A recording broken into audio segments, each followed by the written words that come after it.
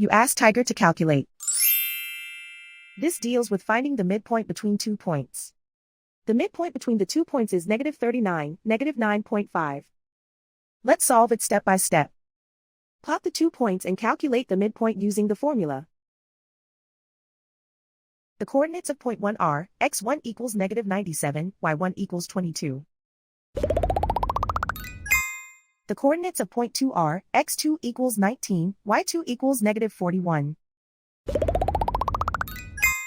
PM represents the midpoint of the 2 points.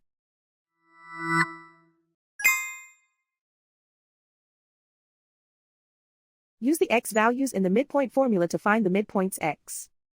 x1 equals -97. x2 equals 19.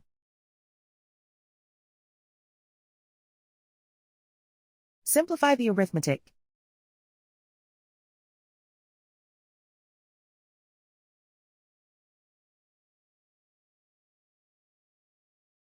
Use the y values in the midpoint formula to find the midpoints y.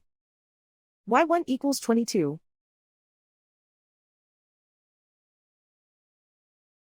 y2 equals -41. Simplify the arithmetic.